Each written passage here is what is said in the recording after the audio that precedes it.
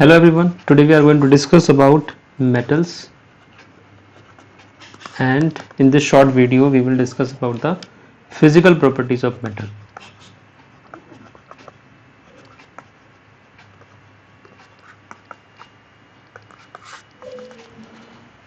So physical properties मतलब क्या है कि आपका कुछ metals आप लो, है ना, जैसे आयरन होता है, कॉपर होता है, सिल्वर है, गोल्ड है ना, सोडियम है, ठीक है। तो इन मेटल्स का आप अगर इनको फिजिकली देखते हो, ठीक है, तो इनका अपीयरेंस कैसा है, अपीयरेंस, राइट। तो अपीयरेंस में आप बोलोगे कि सर जैसे हम आयरन को देखते हैं, है ना, तो कई बार तो वो थोड़ा ब्लैक कलर का नज़र आता है, कई बार थोड़ा रेड सा नज़र आता है, राइट, अगर वो पेंटेड नहीं है तो, है ना। कॉपर को देखते हैं तो वो थोड़ा शाइनिंग नज़र आता है, सिल्वर हमें वाइट शाइनिंग नज़र आता है, गोल्ड हमें और ज़्यादा चमकता हुआ येलोइश नज़र आता है, ठीक है। तो इस तरह से आपको थोड़ा डिफरेंस नज़र आएगा, राइट। बट आयरन के साथ क्या है कि आयरन क्योंकि ज़्यादा करोड होता है ना, तो उसका जो कलर है वो एक्चुअल आपको नज़र नहीं आएगा। अगर आयरन का टुकड़ा कोई बाहर पड़ा हुआ है बहुत बहुत ज़्यादा टाइम से, सो उस पर थोड़ा सा कोरोजन आने लग जाता है, कोरोजन के कारण उसका थोड़ा कलर रेड रेड से स्पॉट नज़र आने लगते हैं, है ना। कहीं कहीं पे ऐसा उसका मटेरियल पाउडर की फॉर्म में बाहर आने लगता है, ओके। तो वो सारी प्रॉब्लम है। बट आपको उसकी अगर एक्चुअल अपीयरेंस देखनी है तो आपको एक सैंड पेपर लेना पड़ेगा। सैंड पेपर जो आता है वो सिलिकॉन कार्बाइड का पेपर आता है जिसपे ये पार्टिकल्स चिपके होते हैं, और उस पेपर से आप जो भी आपका आयरन है, कॉपर है, सिल्वर या गोल्ड, कुछ भी कोई भी मेटल है, उसको थोड़ा सा रब करोगे। रब करके क्या है कि उसके ऊपर कोई भी अगर इम्प्योरिटी है या और कोई प्रॉब्लम की वजह से उसका ऊपर का कलर जो है चेंज हो गया है, तो आपको उसका एक्चुअल कलर मिलेगा जब आप उसको सिलिकॉन कार्बाइड या सैंड पेपर से रब करोगे, ठीक है। तो उसमें क्या होगा कि आपके जितने भी मेटल्स हैं, है ना, जो भी सॉलिड फॉर्म में एग्जिस्ट करते हैं, उन सबकी अपीयरेंस जो होती है वो लस्ट्रस होती है ना, चमकदार होती है, ओके। तो ये एक इसका फिजिकल प्रॉपर्टीज का सबसे पहला पॉइंट है कि जितने भी आपके मेटल्स हैं they have a lustre physical appearance, okay. उसके बाद आप देखोगे कि जो आपके मेटल्स होते हैं फिजिकल प्रॉपर्टीज की हम बात करेंगे सिर्फ, ठीक है। तो उनमें अगर आप कोई भी ये 2-3 मेटल्स का ही एग्जांपल हम लेंगे सारी फिजिकल प्रॉपर्टीज़ में, तो इन मेटल्स को अगर आप लेके, है ना, आयरन का आपने पीस लिया, ठीक है, लेट्स से आयरन है, कॉपर है ना, और अलग अलग सिल्वर गोल्ड है, तो इनको अगर आप ऐसे हैमर से स्ट्राइक करते रहो, ठीक है, कंटिन्यूसली, तो आप देखोगे कि धीरे धीरे जैसे इसका शेप थोड़ा सा इस तरह से हो गया, मतलब इसका जो एरिया था, सरफेस एरिया, ये बढ़ गया। आपने हैमर से इसको स्ट्राइक किया, पीटना स्टार्ट किया, ठीक है। ऐसे ही आपने कॉपर के साथ किया और बाकी मेटल्स के साथ भी किया, है ना। तो ये मेटल्स क्या होती हैं कि इनकी शेप चेंज हो जाती है, शेप चेंजेस, ठीक है। तो शेप चेंज होने के कारण क्या है, अब ऐसा बाकी मटेरियल के साथ तो नहीं होता। आप अगर प्लास्टिक का टुकड़ा लेके और उसको पीटने लग जाओगे तो उसके साथ तो ऐसा नहीं होगा कि बस उसकी शेप चेंज हो जाएगी, वो तो पूरा एकदम से ब्रेक कर जाएगा, है ना। इसी तरह से आप अगर रबड़ ले लोगे तो उसको पीटोगे तो वो भी इस तरह से शेप चेंज नहीं करेगा कि परमानेंटली शेप चेंज हो जाए, चेंज होगी और फिर वो वापस अपनी शेप में आ जाएगा, राइट। तो ऐसे से मेटल के साथ होता है कि आप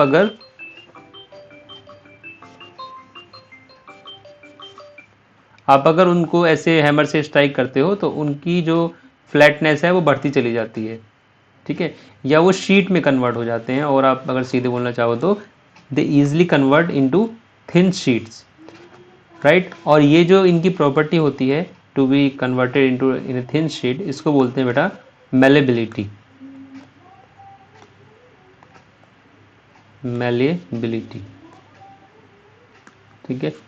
the ability to be converted into thin sheet, right, is known as malleability. और आप फिर डिफरेंट डिफरेंट मेटल्स में भी ये मेलेबिलिटी की प्रॉपर्टी को अगर कंपेयर करोगे, है ना, तो आपके सिल्वर और गोल्ड जो हैं वो मोस्ट मेलेबल मेटल हैं, सिल्वर एंड गोल्ड। तो इसलिए आप देखते हो कि जो आपके ऑर्नामेंट होते हैं, है ना, या जैसे सिल्वर की तो सिल्वर फॉइल आती है, बोलते हैं ना कि भाई मिठाई पे सिल्वर का वो है, लेयर है, तो बेसिकली आपको वो फील भी नहीं होता कि भाई उससे सिल्वर कहाँ है ना, बट वो है because it is very very thin. इसी तरह से गोल्ड की भी फॉइल बहुत थिन से थिन बना सकते हो, जैसे कि रदरफोर्ड गोल्ड एक्सपेरिमेंट का नाम आपने सुना होगा, उसमें उसने कितनी थिन एक गोल्ड की शीट ली थी, है ना, कि उसमें सिर्फ 1000 एटम इस तरह से उसके क्रॉस सेक्शन में थे, इफ़ यू रिकॉल दिस। ठीक है, तो उन्होंने वहाँ पे गोल्ड फॉइल ली थी, इसीलिए ली थी क्योंकि उसको बहुत ही थिन शीट में कन्वर्ट कर सकते हैं, और थिन शीट में इसलिए कन्वर्ट कर सकते हैं because gold is most malleable metal, right. Then let's come to the another property. आप मेटल्स को अगर चाहो तो वायर में भी इजीली कन्वर्ट कर सकते हो, ठीक है, वायर्स में कन्वर्ट कर सकते हो। सो ये भी एक फिजिकल प्रॉपर्टी होती है जिसको हम बोलते हैं ductility, ductility, right. So ductility is the property of material to be drawn into wires. तो आप अगर इजीली किसी भी, ये हम सिर्फ मेटल के लिए नहीं, डक्टिलिटी तो किसी और के लिए भी आप बोली जा सकती है, तो किसी भी मटेरियल को अगर आप इजीली वायर में कन्वर्ट कर सकते हो तो इसका मतलब वो आपका ज़्यादा डक्टाइल है, और किसी मटेरियल को अगर आप वायर में कन्वर्ट नहीं कर सकते तो वो आपका कम डक्टाइल है। हालांकि उसके अपोजिट जो प्रॉपर्टी होती है उसको हम बोलते हैं ब्रिटलनेस, ब्रिटलनेस, ठीक है, कि अगर कोई चीज़ डक्टाइल नहीं है तो वो ब्रिटल होती है, जैसे आपका ग्लास होता है ना, यानी कांच, है ना, तो वो क्या होता है, ब्रिटल होता है, ज़्यादा डक्टाइल कम होता है। डक्टाइल तो आप कहिए कि ना के बराबर होता है, उसमें डक्टिलिटी नहीं होती, सिर्फ ब्रिटलनेस होती है। ऑन द अदर हैंड आप मेटल्स की बात करोगे तो जितने भी आपके मेटल्स हैं वो सारे के सारे डक्टाइल्स होते हैं। अब उनमें जो है अलग अलग उनका डक्टिलिटी का लेवल है, कुछ ज़्यादा डक्टाइल होते हैं और कुछ कम डक्टाइल्स होते हैं, राइट। और डक्टिलिटी में भी आप देखोगे कि आपके गोल्ड, सिल्वर और कॉपर, यही मेटल आपके सबसे ज़्यादा डक्टाइल मेटल्स माने जाते हैं, ठीक है। अगर आप गोल्ड का एग्जाम्पल लो तो गोल्ड अगर आपने 1 ग्राम लिया है, 1 gram of gold, 1 gram of gold, ठीक है, सो 1 ग्राम ऑफ गोल्ड को आप 2 किलोमीटर लेंथ के वायर में कन्वर्ट कर सकते हो। Can you imagine, 1 gram of gold है, उसको 2 किलोमीटर लेंथ के वायर में कन्वर्ट कर सकते हो। तो this is the extent of ductility of gold, okay. So this is ductility and this was malleability, और ये हो गया आपका अपीयरेंस। इसके बाद हम आते हैं, 2 प्रॉपर्टीज और हैं जो कि आपके सिलेबस का पार्ट है, तो उसमें से एक है बेटा थर्मल कंडक्टिविटी। सो थर्मल कंडक्टिविटी क्या है कि अगर जैसे आप मेटल का कोई एक सिरा हीटअप करो, है ना, तो उसकी जो हीट है, ये हीट का इफेक्ट है, वो दूसरे पॉइंट पे चला जाता है या दूसरे जगह पे पहुंच जाता है, इसको बोलते हैं हम, क्या बोलते हैं इसको, थर्मल कंडक्टिविटी। तो इसके लिए एक बड़ा अच्छा सा एक्सपेरिमेंट है, एक्सपेरिमेंटल सेटअप है कि आपका एक ये स्टैंड आपने लिया, ठीक है, और यहाँ पे इस पिलर पे आपने एक मेटल का वायर अटैच किया इस तरह से, ठीक है, इस स्टैंड के सहारे आपने यहाँ पे एक मेटल का वायर अटैच कर दिया, और इस मेटल के वायर के इस वाले एंड पर, इस वाले एंड पर आपने क्या किया, उसका एक पिन अटैच किया और इनको आपने वैक्स से चिपका दिया, मोम से आपने इसको चिपका दिया, ठीक है। तो नॉर्मली तो चिपका रहेगा। अब आपने क्या किया, यहाँ पे एक बर्नर लिया, ठीक है, और बर्नर से आपने यहाँ पे आग जला दी, राइट। तो अब जो है ये मेटल का ये वाला एंड जो है वो गर्म होना स्टार्ट हो जाएगा क्योंकि यहाँ पे हीट आ रही है, ओके। अब ये वाला एंड गर्म होने के बाद क्या होता है, जैसे ही आप कुछ देर के बाद इसको ऑब्जर्व करोगे तो यहाँ का जो वैक्स है, ये वैक्स आपका मेल्ट हो जाएगा, ठीक है। ये वैक्स जैसे मेल्ट होगा तो ये पिन आपकी नीचे ड्रॉप हो जाएगी, ओके। सो है इंटरेस्टिंग एक्सपेरिमेंट। तो ये हुआ कैसे एक्चुअली, तो ये ऐसे हुआ कि जैसे जैसे आपने इस वाले एंड को गर्म किया तो यहाँ की जो हीट है ना, वो हीट आगे चलना स्टार्ट हुई, और आगे जाते जाते फिर वो हीट जैसे ही इस एंड पे पहुंची तो आपका वैक्स उस हीट के कारण पिघल गया। तो इससे ये प्रूव होता है कि जो आपकी मेटल्स होती हैं उनमें आपकी हीट कंडक्ट होती है, इसी को बोलते हैं थर्मल कंडक्टिविटी, ठीक है। क्या बोलते हैं इसको, थर्मल कंडक्टिविटी। ओके, यानी कि आपकी मेटल्स में जो है हीट एक एंड से दूसरे एंड पर कंडक्ट कर जाती है। और आप इसमें भी अगर बेस्ट कंडक्टर की बात करो तो उसमें सिल्वर आता है आपका और कॉपर आता है। बाकी मेटल्स भी आपकी थर्मल कंडक्टिविटी का बिहेवियर शो करती हैं, बट उनमें सिल्वर और कॉपर आपका समझ लीजिए सबसे बेस्ट थर्मल कंडक्टिविटी शो करते हैं, राइट। जो आपका last but not the least वो है आपकी इलेक्ट्रिकल कंडक्टिविटी या conduct of electricity, electrical conductivity. Okay, तो इसके लिए भी एक एक्सपेरिमेंटल सेटअप है ना, कि आपने यहाँ पे एक बैटरी ली है ना, let's say this is the battery. Okay, battery का एक एंड आपने इधर एक बल्ब में अटैच कर दिया, ठीक है, और दूसरा एंड आपने इधर से लिया और यहाँ पे दो आपने क्लिप्स लगा दिए, है ना, एक क्लिप्स यहाँ पे है, एक क्लिप्स यहाँ पे है, और फिर ये वायर आपका आगे जाके एक की से होता हुआ इस वायर से अटैच हो गया, राइट। तो ये आपके हैं clips, clips A and B, this is the key K and this is the bulb, right. तो जैसे अगर आप इन A और B क्लिप्स को अटैच कर देते हो तो यहाँ पे आपका बल्ब ऑन हो जाएगा जैसे आप की को क्लोज करोगे, ठीक है। सो अब हमने क्या करना है कि हमने मेटल्स के वायर लेने हैं अलग अलग, है ना, दो तीन मेटल्स के, लाइक हमने सिल्वर का ले लिया, कॉपर का ले लिया, ठीक है, आयरन का ले लिया।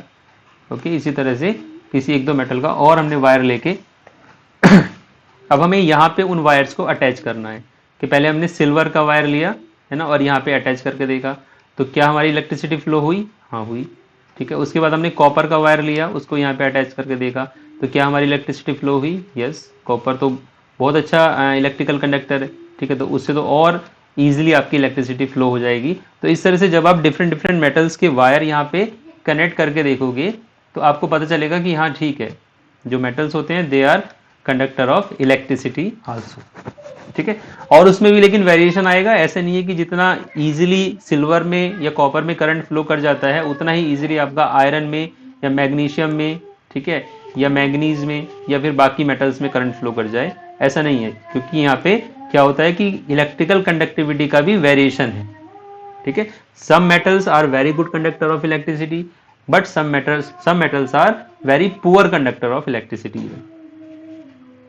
Okay, so this is about the electrical conductivity, this is about the thermal और heat conductivity, ठीक है। और एक लास्ट पॉइंट है आपका फिजिकल प्रॉपर्टीज का, तो वो ये है कि आप जब भी किसी मेटल को, है ना, ऐसे दूसरे मेटल से स्ट्राइक करते हो, है ना, सो दे प्रोड्यूस साउंड। ओके, वहां से आपका साउंड प्रोड्यूस होता है। जैसे आपने देखा होगा कि मंदिर का घंटा हो गया, ठीक है, मंदिर की घंटी जो होती है ना, बड़ा वाला, तो उसमें क्या है कि अंदर भी एक मेटल का पार्ट होता है, ये बाहर का जो पूरा एरिया वो मेटल का है। तो जब आप उसको स्ट्राइक करते हो तो इट प्रोड्यूसेस साउंड, है ना, बहुत अच्छा साउंड यहाँ से निकलता है ना। ऐसी आपका स्कूल में घंटी होती है, ठीक है। और बाकी भी आप एग्जाम्पल देख सकते हो कि जैसे एक लोहार जब काम करता है तो वो हैमर से जब भी मेटल पे स्ट्राइक करता है तो एक अच्छा खासा साउंड डेवलप होता है। ओके, तो वो यही कि जब दो मेटल्स आपस में टकराती हैं, सेम हो या डिफरेंट हो, तो वहां से आपका साउंड प्रोड्यूस होती है। Okay, so this is about the physical properties of metals, right. और एक जो आप अपीयरेंस में अगर थोड़ा सा और ऐड करें तो जो कुछ मेटल्स हैं वो आपकी, मतलब मोस्ट ऑफ द मेटल्स आपकी सॉलिड फॉर्म में एग्जिस्ट करती हैं नॉर्मल टेम्परेचर और प्रेशर पर, ठीक है। एंड सम मेटल्स, उसमें आप एक बोलोगे कि मरकरी जो है, मरकरी, तो वो आपकी लिक्विड स्टेट में एग्जिस्ट करती है ना, eight normal temperature and pressure.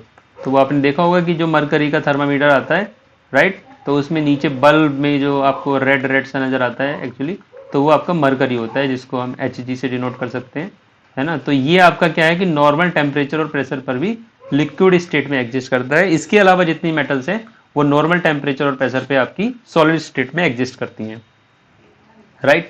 अगर आप मेल्टिंग पॉइंट की बात करो, मेल्टिंग पॉइंट, तो जो भी मेटल्स, जितने भी मेटल्स हैं आपका, मोस्टली उनका मेल्टिंग पॉइंट्स बहुत हाई होता है। So metal have a high melting point, ठीक है, मतलब 100 और 1000 तक आपका मेल्टिंग पॉइंट होता है ना। नॉर्मली आप बात करो तो आयरन की 1500 डिग्री सेल्सियस तक, ठीक है। उसमें आपका एक मेटल होता है टंगस्टन, टंगस्टन, तो उसका मेल्टिंग पॉइंट आपका 3000 डिग्री सेल्सियस तक जाता है, ठीक है, very very high melting point. Okay, so इस तरह का मेल्टिंग पॉइंट आपका मेटल्स का होता है, राइट। और हार्डनेस, कुछ और प्रॉपर्टीज है, जैसे हार्डनेस हो गई तो ऑब्वियसली मेटल्स जो है वो बहुत हार्ड होते हैं, है ना, इजीली आप उनको बैंड नहीं कर सकते, ठीक है। बट इसमें आपका एक एक्सेप्शन भी है, जैसे आपका जो सोडियम मेटल है वो काफ़ी सॉफ्ट है, ठीक है। सोडियम जो मेटल है it is comparatively soft than the other metals. Okay, so this is about the physical properties of metals, and we will connect in some other video. Thank you.